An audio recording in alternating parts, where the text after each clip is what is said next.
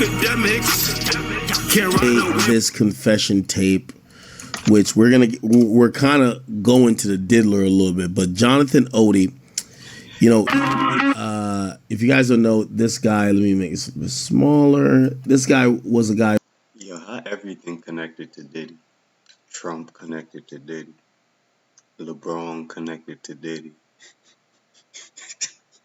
Who shot up, you know, on May 18, 2018.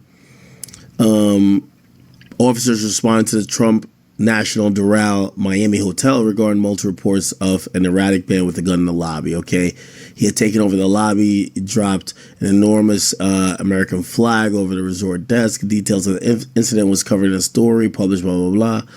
Apparently, he had also fired off shots. Okay, this was the guy here.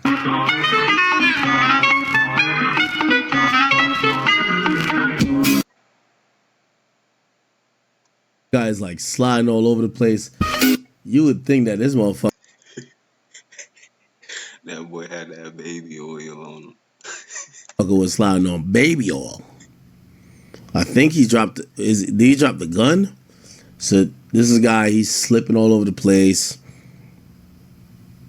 I think he dropped the gun right here. This is him with the gun. I don't know if this is before, but he's firing shots. You could clearly see the police in the background. Boy, did he leaving traps in his crib. Apparently he gets shot eventually. Okay. And he gets taken into custody. Anyway, he does an interview. And I want to find the relevant parts because this is long. This is a long ass interview. Does anybody know where he mentions stuff? Give me 1 second. Okay, here we go.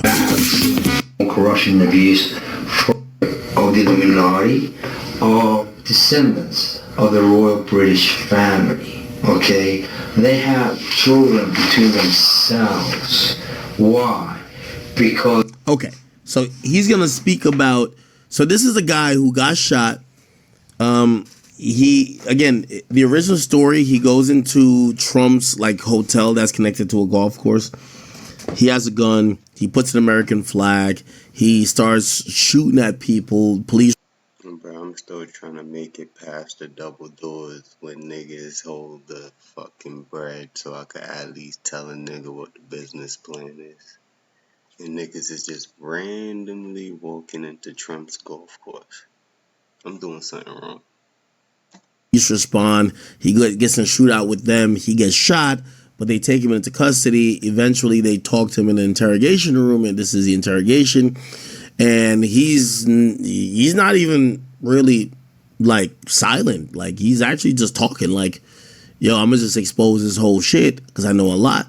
But he says some things about the entertainment industry, and that's why this is continually relevant because he spoke about Diddy and even Cassie. Let me play this real quick. I'm gonna take a picture real quick, all right? it's they have that issue. You understand? They want like superiority of the race. He walked like a penguin. And they have that issue. You understand? They want like superiority of the race. Mm-hmm. They see it that way. But it really it backfires on them because it makes them simple-minded. You understand? When you have and they're like, so you look at the car exposed already. Once you play this, your mind's already predisposed at this happening, and you accepting it. Okay, so they have a picture of Donald dead in that game. Comment saying Cassie had herpes.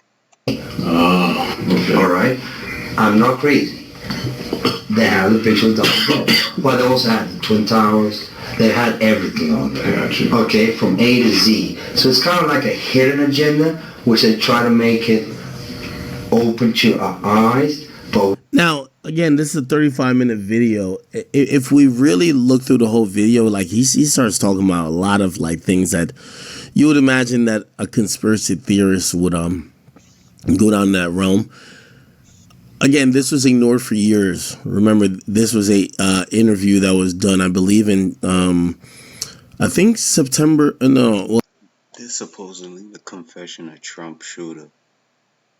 He's supposed to be confessing about shooting Trump, but he out here talking about Diddy. This is your chance to. That's wild.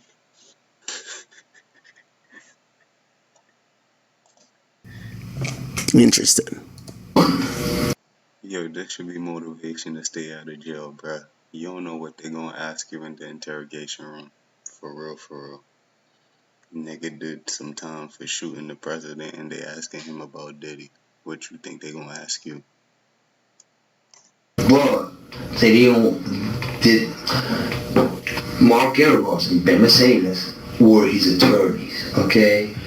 And Christopher Leon's here was my attorney. They asked me to turn in that, which was the video recording, and I did so. They gave it back to me accidentally, and I did. Y'all see that? He claims to be an SA for Puff.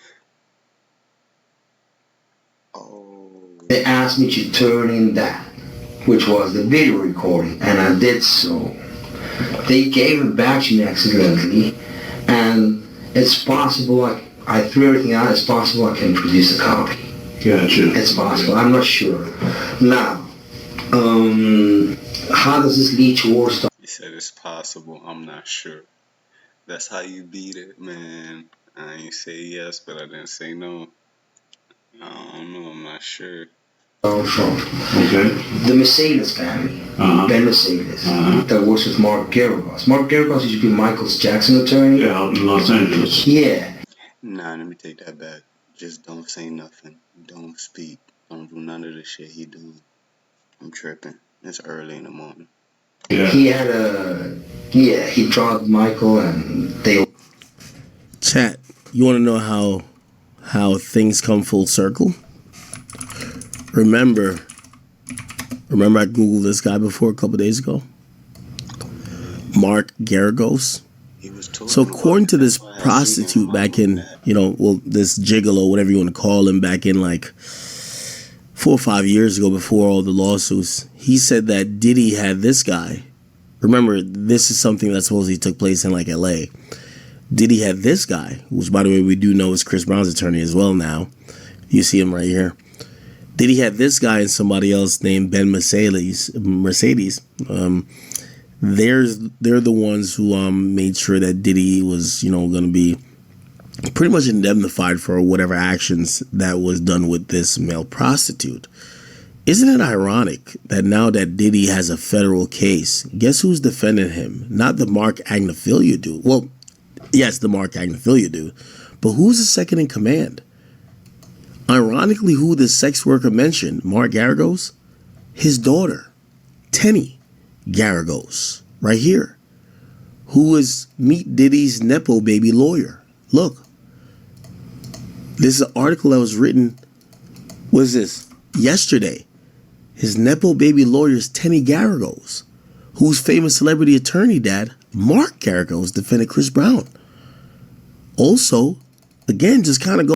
Now, I'm not gonna lie to you. Chris Brown career is still going after the Rihanna situation. If that's what he got on his team.